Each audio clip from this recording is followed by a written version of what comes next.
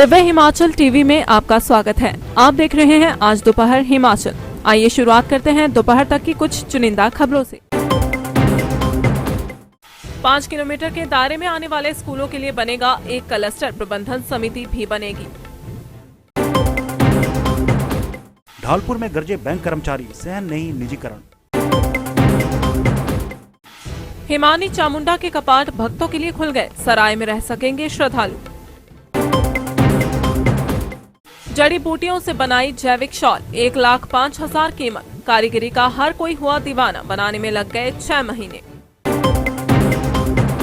और अब समाचार विस्तार से। हमीरपुर में हमीरपुर ब्लॉक के स्कूल मुखियों के लिए न्यू एजुकेशन पॉलिसी पर ब्लॉक स्तरीय बैठक आयोजित की गई। इसमें उच्चतर शिक्षा उपनिदेशक दिलबरजीत चंद्र ने संबोधित करते हुए इस पॉलिसी के बारे में कई निर्देश देकर उन्हें इसे धरातल पर अमली जामा पहनाने के लिए जागरूक किया। उन्होंने कहा कि इस पॉलिसी के तहत 5 किलोमीटर के दायरे में आने वाले प्राइमरी से लेकर सीनियर सेकेंडरी स्कूलों के लिए एक क्लस्टर बनेगा। इसी के उद्देश्य से संबंधित स्कूलों में आने वाली समस्याओं के अलावा इनके विकास के लिए भी प्लान तैयार किया जाएगा। पॉलिसी का प्रचार स्कूल पेरेंट्स के अलावा पंचायत स्तर पर भी किया जाए और क्लस्टर स्कूल प्रबंधन समितियों का गठन नए सत्र में करवाएं। बैठक में बताया गया कि क्लस्टर लेवल पर स्कूल प्रबंधन समिति बनेगी, जिसका अध्यक्ष सीनियर सेकेंडरी स्कूल प्रबंधन समिति का अध्यक्ष और सचिव स्कूल का प्रिंसिपल होगा।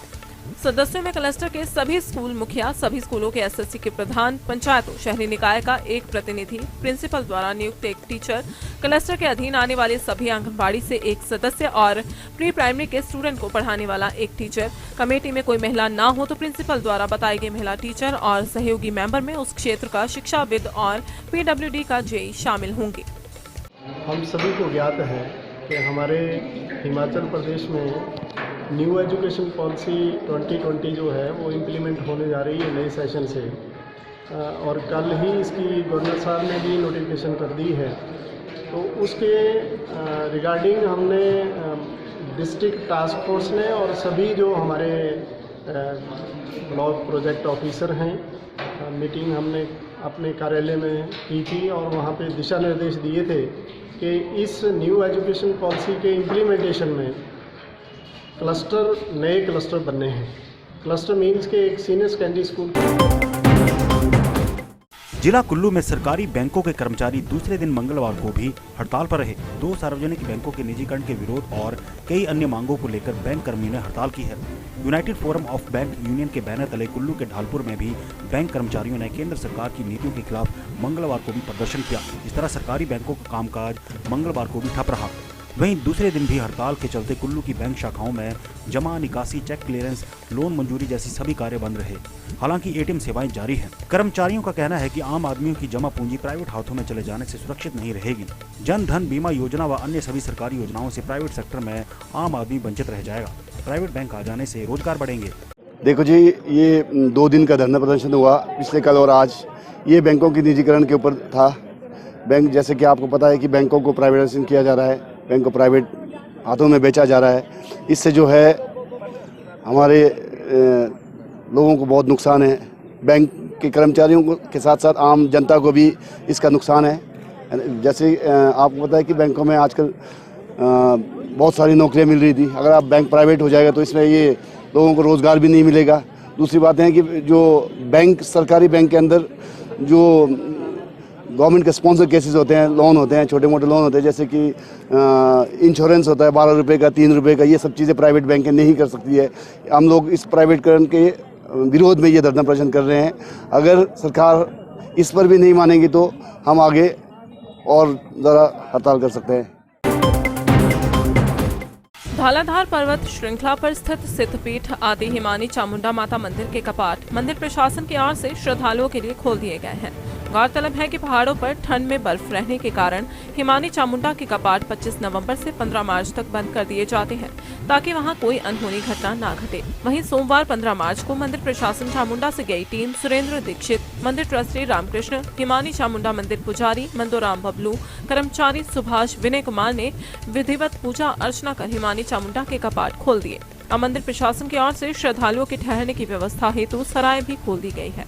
वहीं मंदिर भवन का निर्माण कार्य भी ठेकेदार द्वारा शुरू कर दिया गया है।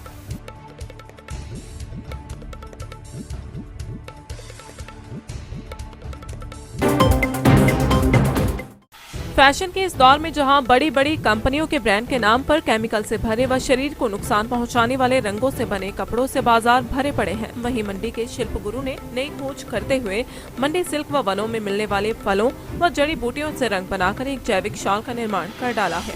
हस्तशिल्प की बेजोड़ कला व कारीगरी की मिसाल इस शॉल को बनाने में 2 हस्तशिल्पियों को 6 महीने का समय लगा है।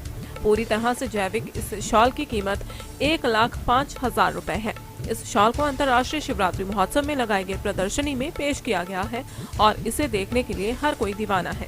यह शॉल हैंडलूम की अब तक की न सिर्फ सबसे बेहतरीन कारीगरी मानी जा रही है, बल्कि फैशन के दौर में भी यह शॉल मशीनों के माध्यम से बनाई जाने वाली किसी भी बड़े ब्रांड से कई 100 गुना बेहतर है। खास बात यह है कि शॉल पूरी तरह जैविक है। इस शॉल में प्रयोग किया गया धागा मंडी सिल्क है। इसे बनाने में जो रंग प्रयोग किए गए हैं अखरोट, हरड़, रतनजोत, अनारदाना की छिलका और मिजस्ट आदि हर्बल जड़ी बूटियों से लिए गए हैं। इन सभी जड़ी बूटियों की मंडी जिला के वनों में भरमार है। 2015 में हैंडलूम के क्षेत्र में उल्लेखनीय कार्य किया गया। शिल्प गुरु के राष्ट्रीय पुरस्कार से सम्मानित मंडी के ओपी मल्होत्रा ने इस शॉल का निर्माण किया है। मेरा नाम ये हटा दूं, 2012 में शिल्प गुरु अवार्ड मिला हुआ है राष्ट्रपति श्री प्रणब मुखर्जी के द्वारा। जो हम लोगों ने केमिकल ये शॉल बनाया है, ये 1,05,000 रुपये, जिसकी बहुत चर्चाएं हैं। ये शॉल सिल्क और वूल में बना हुआ है। इसमें ताने में वूल लगी हुई है और बाने में 100% प्योर सिल्क लगा हुआ है। और जितने भी कलर्स हैं इसके, ये सारे केमिकल्स नहीं होने के साथ साथ ये सारे ऑर्गेनिक से बने हुए हैं। कि जैसे हमारे अखरोट का छिलका है, दाड़ू का छिलका है, मजिस्ट है, इंडिको है। इस टाइप के कलर्स बनाने के बाद हमने इसको धागे को रंगा हुआ है और इसके डिज़ाइनिंग के लिए भी हमें कम से कम 3 महीने लगे हैं और 6 महीने इसको बनाने के लिए लगे हैं। इस शॉल को नेचुरल कलर्स और नेचुरल फाइबर्स में बहुत ज़्यादा काम कर रहे हैं। हमारे पास सिल्क वूल, सिल्क अंगोरा, पश्मीना, ऐसे सिल्क के साथ जो सिल्क भी मंडी का सिल्क है, मंडी में ही इसका उत्पादन होता है। हम किसानों से लेते हैं और उसके बाद इसको डिफरेंट जगह पे ब्लेंड करने के बाद ही इसके शॉल्स वगैरह बनाते हैं। आगे और किन्नौरी शॉल्स, स्टोर्स, मफलर ये बना रहे हैं। किन्नौरी शॉल्स में हमारे पास बहुत अच्छे शॉल्स बन रहे हैं, जिसकी कीमत भी काफ़ी ऊंची है, 35,000, 40,000। और जो मफलर हैं वो हमारे पास 14,000 से शुरू हो रहा है किन्नौरी। वैसे तो 400 से शुरू हो जाता है, लेकिन जो फुल किन्नौरी मफलर है वो 14,000 रुपये कीमत का है। ऐसे ही दुल्हन के जो पट्टू हैं वो हमारे पास 26,000 तक के से शुरू हो जा रहे हैं। जो याक वूल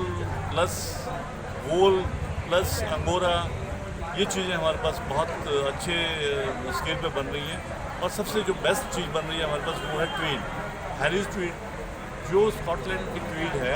हम उसका मुकाबला कर रहे हैं, उससे भी बेटर बना के दे रहे हैं, लेकिन कीमत हमारी और उस ट्वीड में बहुत फ़र्क है। हमारी ट्वीड जो है वो 800 रुपये मीटर है और वो जाके 10,000 रुपये मीटर होती है हैरिस ट्वीड। तो ये हमारी एक बहुत अच्छी खासियत है कि हम लोग सस्ते रेट पे ये चीज़ें बना के दे रहे हैं। और सबसे ज़्यादा जो हिमाचल के वूल है, हम लोग बाहर की वूल नहीं यूज़ करते, हम लोग हिमाचल की वूल यूज़ करते हैं। और उस वूल से जो हमारे भेड़ पालक हैं उनको भी फ़ायदा हो रहा है। कि जैसे सपोज मैंने अगर इस साल में 4 वूल परचेज़ की है, वो सारी किसान लोगों से वूल परचेज़ की है, भेड़ियर्स उनको भी इसका जा रहा है।